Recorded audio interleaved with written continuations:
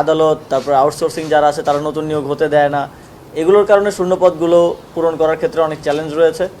আমাদের স্থানীয় সরকার পল্লী উন্নয়ন সমবায় মন্ত্রণালয়ে প্রায় 60,000 শূন্যপদ আছে, এবং এর মধ্যে অধিকাংশই আপনারা জানেন যে পৌরসভা, সিটি কর্পোরেশনের মতো স্বায়ত্তশাসিত প্রতিষ্ঠানগুলোর সেগুলোতে আমরা চাপ দিতে পারি না।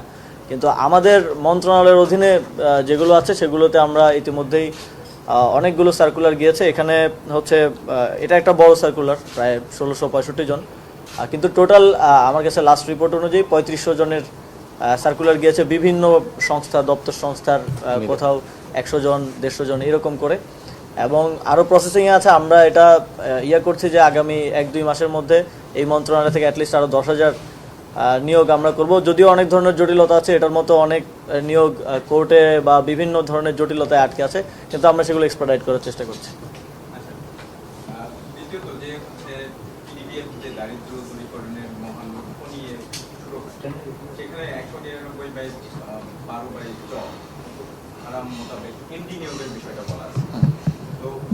বর্তমানে এমডি নিয়োগের সেই বিধিটা আসলে লঙ্ঘন হয়েছে কিনা, যে প্রতিষ্ঠানের বাইরে থেকে পেছনে নিয়ে আসা, এটা আইনগত ব্যাখ্যা জানতে। দ্বিতীয়ত, ফ্যাসিস্টের বিপক্ষে অনেক কথা এমডি মহোদয় বললেন, কিন্তু এখন যে পদোন্নতির বিষয়ে মেনশন করেছেন, পদোন্নতি কখন ছিল, আপনি দায়িত্ব নেওয়ার পর যে কজনকে পদোন্নতি দিয়েছেন তাদের বিরুদ্ধে ওই যে ফ্যাসিস্ট সরকারের সময় ব্যাপক অনিয়ম দুর্নীতির অভিযোগ আছে, ডকুমেন্টস আমাদের কাছে আছে, আপনাদের কাছে থাকার কথা, আদালতে মামলা চলমান আছে।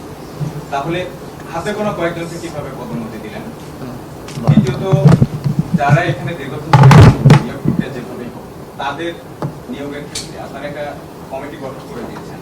এই কমিটিতে জনপ্রশাসন, অর্থ মন্ত্রণালয়ের একজন অতিরিক্ত সচিব সহ 5 জনের যে কমিটি, সেই কমিটি আসলে স্বশাসিত প্রতিষ্ঠানের ক্ষেত্রে এই কমিটি গঠনটা অ্যাকর্ডিং টু ল, মানে বিধি অনুযায়ী হয় কিনা, এটার ব্যাখ্যা একটু জানতে চাই।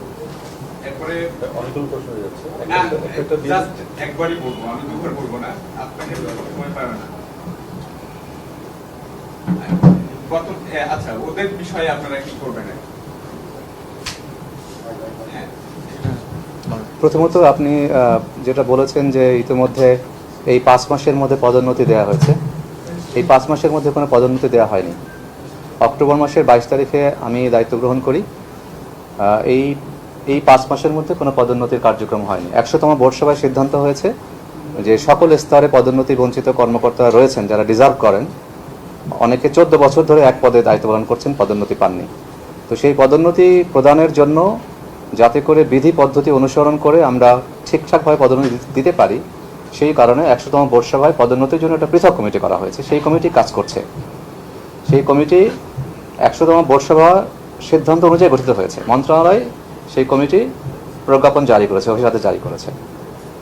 আর দ্বিতীয় বিষয়টা বলেছেন যে এমডি নিয়োগের যে বিষয়টি, আপনি যদি পিডিবিএফ আইন 1999 2009 সালে প্রতিষ্ঠা হয়েছে, সেখানে সার্চ কমিটির মাধ্যমে পিডিবিএফে ব্যবস্থাপনা পরিচালক নিয়োগের বিধান বলা আছে।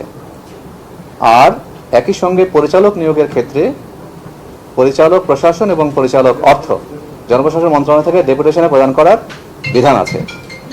এই প্রথমবারের মতো এই অন্তর্বর্তীকালীন সরকার এসে ডেপুটেশনে পরিচালক হিসেবে একজন কর্মকর্তাকে জনপ্রশাসন থেকে নিয়োগ করে। তো যেহেতু পরিচালক হিসেবে জনপ্রশাসন থেকে ডেপুটেশনে নিয়োগ করা হয়, ওই সময়ে এই প্রতিষ্ঠানে ব্যবস্থাপনা পরিচালকের দায়িত্বে যিনি ছিলেন চুক্তিভিত্তিক, সরকার তার চুক্তি বাতিল করার কারণে ব্যবস্থাপনা পরিচালকের পদ শূন্য হয়। স্বাভাবিকভাবেই সিনিয়র কর্মকর্তা হিসেবে পরিচালককে ভারপ্রাপ্ত ব্যবস্থাপনা পরিচালকের দায়িত্ব দেওয়ার বিধান আছে। ঠিক সেই অনুযায়ী আমাকে দায়িত্ব পালন করতে হচ্ছে, যদিও এই দায়িত্ব পালনের ক্ষেত্রে আমার ব্যক্তিগত কোনো অভিপ্রায় বা এটা সরকারের অর্পিত দায়িত্ব পালন করছি।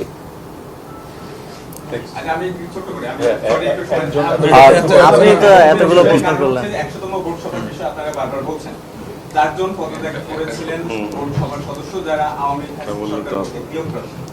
100তম বোর্ড সভা করার জন্য কি এমন জরুরি দরকার পড়লো আপনাদের যে তাদের পদত্যাগপত্র গ্রহণ না করে পদত্যাগপত্র ফিরে দিয়ে তাদেরকে নিয়ে আবার এই বোর্ড সভাটা করতে হলো? আওয়ামী পৃথিবীতে এতটা। আর দুজন যে জয়েন্ট সেক্রেটারি পদোন্নতির কথা বলেন, শফিক আর শাহিন আহমেদ, আমার হ্যাঁ, এখানে মানে আওয়ামী প্রীতিটা, আচ্ছা আমাদের প্রায়োরিটিটা ছিল যে আমাদের যে নিয়োগগুলো স্টাক হয়ে আছে, আপনারা দেখেছেন যে সরকার একটা সিদ্ধান্ত আমাদেরকে দিয়েছে যে শূন্যপদগুলোতে নিয়োগ দেওয়ার জন্য। সবগুলো মন্ত্রণালয়ই চেষ্টা করছে, কিন্তু নানা জটিলতায় সেটা হচ্ছে না। আমাদের প্রায়োরিটি ছিল দ্রুত শূন্যপদগুলোতে নিয়োগ দেওয়া, এবং উনি তো বললেনই উনি ভারপ্রাপ্ত হিসেবে দায়িত্ব পালন করছেন। সুতরাং এখানে আইনের কোনো ব্যত্যয় ঘটেনি। যদি উনি পূর্ণ এমডি হতেন তাহলে আইনের ব্যত্যয়ের কথা আপনি বলতে পারতেন। তো সেই জায়গা থেকে হচ্ছে বোর্ড সভাটা করা জরুরি ছিল। বোর্ড সভা করা হয়েছে এবং পরবর্তীতে আমরা আগের নিয়োগপ্রাপ্ত যারা অর্গানোগ্রামের বাইরের মেম্বার আছেন, সদস্য আছেন, তাদেরকে বোর্ড থেকে বিধি অনুযায়ী তাদেরকে বোর্ড থেকে সরিয়ে আমরা নতুন মেম্বার নিয়ে এই প্রতিষ্ঠানের কার্যক্রম পরিচালনা করা হবে। আর কারো কোনো প্রশ্ন আছে নাকি শেষ করব? আমার প্রশ্ন হচ্ছে এই বিষয়ের বাইরে আপনার পিসিবি সভাপতি আপনার পিসিবির অ্যাকাউন্ট থেকে প্রায় 240 কোটি টাকা সরিয়ে অন্য অ্যাকাউন্টে রেখেছেন বা নিয়ে গেছেন, এই ধরনের একটা অভিযোগ আসছে। আপনার মন্ত্রণালয়ের অধীন হিসেবে আপনি তদন্ত সহ কি ধরনের ব্যবস্থা গ্রহণ করতে চেষ্টা করেন? দ্বিতীয় বিষয় হচ্ছে আপনি আপনার মন্ত্রণালয়ের অধীন ঢাকা উত্তর সিটি কর্পোরেশনের জায়গা প্রশাসক করেছেন, তিনি হাট বাজারের যে ইজারা সেখানে একটি নিয়ম বহির্ভূত কাজ করছেন সিটি কর্পোরেশন এবং দলের লোক দিয়ে হাটের ইজারা নেওয়া করছেন। আর আরেকটা বিষয় হচ্ছে এপিএস কার্ড কেন্দ্র করে নানা ধরনের আলোচনা চলছে। আমার প্রশ্নটা হচ্ছে আপনি উপদেষ্টা হওয়ার আগে আপনার কি পরিমাণ সম্পদ ছিল, এখন কি পরিমাণ সম্পদ আছে, এটি এখনো আপনি প্রকাশ করেননি, কেন প্রকাশ করেননি, করবেন কি? প্রথমত বিসিবির বিষয় যেটা এসেছে সেটা আমি কথা বলেছি বিসিবির ডিরেক্টরদের সাথে এবং বিসিবির সভাপতির সাথেও, এবং বিসিবির হয়তো ইতিমধ্যে একটা প্রেস রিলিজ দেওয়ার কথা এই বিষয়ে, এফডি বিষয়ক আর কি। তো আমাদের মন্ত্রণালয়ে বিভিন্ন প্রতিষ্ঠানে এফডি আছে। তো এফডিগুলো যখন অনেকগুলো এফডি করা আছে 10 বছর, 15 বছর, 20 বছর আগে, তা আপনারা জানেন তখন যেই রেট ছিল, কোথাও 5%, কোথাও 6-7% ইন্টারেস্ট রেট ছিল। তো এফডি তো একটা আয়ের উৎস, এবং ওই আয়টা আসলে অপারেশনাল কস্ট সহকারে বিভিন্ন ইয়াতে খরচ করা হয়। তো বিসিবির এফডির ওইটার রেট ছিল হয়তো 7-8%, আমি যতটুকু জানি। এখন যেখানে করা হয়েছে সেখানে 11-12%, এবং যেই ব্যাংকগুলো থেকে অর্থটা আসলে অন্য ব্যাংকে ট্রান্সফার করা হয়েছে, ওই ব্যাংকগুলো বাংলাদেশ ব্যাংকের মানে হলুদ সংকেতমূলক ব্যাংক ছিল, মানে যেগুলো ঝুঁকিপূর্ণ ব্যাংক। তো বিসিবি কিংবা যে কোনো প্রতিষ্ঠানের টাকা, ইভেন আপনার নিজের টাকা আপনি কোনো ঝুঁকিপূর্ণ ব্যাংকে তো রাখতে চাইবেন না। তো সেটা এক ব্যাংক থেকে আরেক ব্যাংকে নেওয়া হয়েছে। তবে সেক্ষেত্রে বিসিবির অভ্যন্তরীণ যেই আসলে প্রসেস বা যেই নিয়ম, সেটা কোনোভাবে ভঙ্গ করা হয়েছে কিনা সেটা আমরা দেখব। বিসিবিতে একজন ফাইন্যান্স ডিরেক্টর আছেন, এই ক্ষেত্রে ফাইন্যান্স ডিরেক্টরের মতামত নেওয়া হয়েছে কিনা বা তার অ্যাপ্রুভাল ছিল কিনা, সেখানে কোনো প্রকার স্বেচ্ছাচারিতা হয়েছে কিনা সেটা আমরা দেখব। তবে অর্থটা এক ব্যাংক থেকে আরেক ব্যাংকে ট্রান্সফার করা কিংবা ঝুঁকিপূর্ণ ব্যাংক থেকে ট্রান্সফার করা, আমি বলবো যে এটা ভালো উদ্যোগ। এবং আমি যখন শ্রম ও কর্মসংস্থান মন্ত্রণালয়ের দায়িত্বে ছিলাম, আমাদের একটা আপনারা জানেন যে আগের সরকারের সময় শুধুমাত্র ভালো সম্পর্কের প্রেক্ষিতে একটা থার্ড গ্রেড ব্যাংকে প্রায় 400 কোটি টাকা রাখা ছিল, এবং ওইখান থেকে একটা বড় অংশের টাকা আমরা কখনো পাবো কিনা আমরা জানি না। ব্যাংক থেকে আমাদেরকে বলছে যে 30 বছর তারা কোনো ইন্টারেস্ট দিতে পারবে না, 30 বছর পরে টাকা দিবে কিনা সেটা তারা বিবেচনা করতে পারবে। তো সরকারের এই যে প্রায় 200-250 কোটি টাকার মতো ওইখানে লস হলো, কারণ কি? কারণ হচ্ছে একটা ঝুঁকিপূর্ণ ব্যাংকে রাখা। তো এটা আমি শুধু বিসিবি না, অন্য যে কোনো প্রতিষ্ঠান, সরকারি যে কোনো সংস্থা, সবাইকেই, কারণ আপনারা জানেন যে অনেক ব্যাংক খাতকে যেভাবে ধ্বংস করা হয়েছে, এই সরকারের অর্থ তো জনগণের অর্থ, এই জনগণের অর্থ যাতে করে ভালো যেই ব্যাংকগুলো আছে, এ গ্রেডের ব্যাংক আছে, বাংলাদেশ ব্যাংকের একটা মার্কিং আছে আপনারা জানেন, সেই ব্যাংকগুলোতে রাখার আহ্বান থাকবে।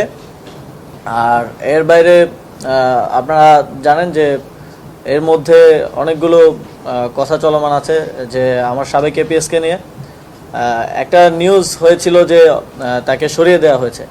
কিন্তু আপনারা যদি জনপ্রশাসন মন্ত্রণালয়ের পরবর্তী ইয়াটা দেখেন, এবং আমাদের কাছেও পেপার রয়েছে, সে পদত্যাগপত্র জমা দেওয়ার প্রেক্ষিতে এবং সেটা গ্রহণ করার প্রেক্ষিতে, কিন্তু তো পদত্যাগ আর সরিয়ে দেওয়া তো এক জিনিস না, কিন্তু গণমাধ্যমে বিষয়টা দুঃখজনকভাবে সরিয়ে দেওয়া এসেছে। এবং তারপরে একটা নিউজ হয়তো আপনাদেরও চোখে পড়েছে, আপনারা যারা অনুসন্ধানী সাংবাদিকতা করেন, এই যে কত 300 কোটি টাকা নাকি, হ্যাঁ এরকম, তা আপনারা যদি নিউজটা পড়ে থাকেন, আমি তো একজন সাধারণ নাগরিক বা সাধারণ নাগরিকটা তো পড়ে, কিন্তু আপনারা যারা অনুসন্ধানী সাংবাদিকতা করেন, এটার নিউজটা কতটুকু ক্রেডিবল এই কোশ্চেনটা আমার আপনাদের কাছে থাকবে। কারণ সেখানে কোনো সোর্স নেই, ব্যক্তি সাক্ষ্য নেই, কোনো ক্রেডিবল নেই। সেখানে জানা গেছে বলা আছে মনে হয় 7-8 বার জানা গেছে, এবং সেটা ফলো করে প্রচার করা হয়েছে। আমরা যখন হাউসগুলোর সাথে তো আমাদেরও অনেকের সাথে ব্যক্তিগত সম্পর্ক আছে, যখন কথা বলেছি তখন তারা বললো যে বহিরাগত কোনো জায়গা থেকে এই লেখাটা দিয়ে চাপ দেওয়া হয়েছে এটা প্রচার করার জন্য। তো এরকম মিডিয়া ট্রায়াল চলছে। তবে সেই জায়গা থেকে অধিকতর স্বচ্ছতার জন্য আপনারা দেখেছেন যে আমরা দুদককে, যেহেতু তিনি এখন মন্ত্রণালয়ের দায়িত্বে নেই, মন্ত্রণালয়ের দায়িত্বে থাকলে মন্ত্রণালয় থেকে আমরা তদন্ত করতে পারতাম, সেহেতু আমরা দুদককে অনুরোধ করেছি তদন্ত করার জন্য, এবং ইতিমধ্যেই দুদক তদন্ত কার্যক্রম শুরু করেছে। যদি কিছু থাকে সেটাও সামনে আসবে, যদি এটা নিছক গুজব হয় সেটাও সামনে আসবে। আপনারা সবাই দেখতে পারবেন দুদক একটা স্বাধীন প্রতিষ্ঠান, আপনারা সবাই সেটা জানতে পারবেন। বহিরাগতরা চাপ দিয়ে সংবাদ করেছে, এই বহিরাগত কারা, কোন শক্তি তারা এখন আপনাদের বিরুদ্ধে চাপ দিয়ে গণমাধ্যমে নিউজ করেছে, তাদের কোনো সন্ধান পেয়েছে? আর আপনার ব্যক্তিগত সম্পত্তি আপনি প্রতিষ্ঠা ব্যাপার আগে ছিল, এখন কি আছে সেটি প্রকাশ করেননি কেন? হ্যাঁ, হচ্ছে এজাজের যে অনিয়মের কথাটি আমরা এনটিভিতে রিপোর্টে দেখেছি, আর সে বিষয়ে ওনার বিরুদ্ধে কোনো ব্যবস্থা নিচ্ছে না। আপনারা তো জানেন যে কোথা থেকে আসলে হাউসগুলোকে চাপ দেওয়া হয়, এবং আমাদের একটা ক্লিয়ার ডিসিশন ছিল, এবং ক্যাবিনেটও আমরা মাননীয় প্রধান উপদেষ্টা স্পষ্টভাবে বলেছেন যে আগেরকার সময়ে আওয়ামী লীগের সময় বিভিন্ন সংস্থা যেভাবে আসলে হাউসগুলোকে চাপ দিয়ে এক ধরনের নিউজ করতো, আপনারা দেখেছেন জুলাই গণ অভ্যুত্থানেও আপনাদেরই হাউসগুলো ছাত্র জনতার বিরুদ্ধে তো নিউজ করেছে, এটা তো বাস্তব, এটা তো অস্বীকার করার সুযোগ নেই। তো আমাদের একটা স্পষ্ট নির্দেশনা ছিল কোনো হাউসকে কোনো প্রকার চাপ দেওয়া হবে না, সরকারের পক্ষ থেকে চাপ দেওয়া হয়ও না, আপনারা যদি দেখেন। কিন্তু এখানে এখনও তো অনেকগুলো পাওয়ার হাউস রয়ে গেছে যেখান থেকে আসলে এই চেষ্টাগুলো করা হয়ে থাকে, যেটা অত্যন্ত দুঃখজনক। আমরা সেটা অবশ্যই দেখব, তথ্য মন্ত্রণালয়কে অনুরোধ জানাবো যাতে করে স্বাধীন সাংবাদিকতাটা, ফ্রিডম অফ প্রেস থাকে। আর সম্পদের হিসাবের বিষয়ে সম্পদের হিসাব সরকার সকলের থেকে চেয়েছে, কিন্তু আমি যখন সম্পদের হিসাব দিতে গেলাম তখন আমি দেখলাম যে আয়কর জমা দিতে হলে তো আপনার 3 নাম্বার 1 বছর আগের থাকতে হয়। তো 1 বছর আগে তো আমার 3 নাম্বার নেই, স্বাভাবিকভাবে আমি একজন স্টুডেন্ট, তো আমার তো আয়কর জমা দেওয়ারও সুযোগ নেই। তো আমি আমার 3 নাম্বার করেছি, আশা করি আগামী বছর আয়কর যখন জমা দিব তখন আমি সরকারকে অফিসিয়ালি যে সম্পদের হিসাবটা সেটা দিতে পারবো। আর আনঅফিসিয়ালি আমার ব্যাংক অ্যাকাউন্ট থেকে শুরু করে যে হিসাব আছে সেটাও আমি চিন্তা করেছি যে এই দায়িত্ব থেকে যাওয়ার পরে হিসাবটা দিব, কিন্তু চাইলে এখনও দিতে পারি, নো ইস্যুস।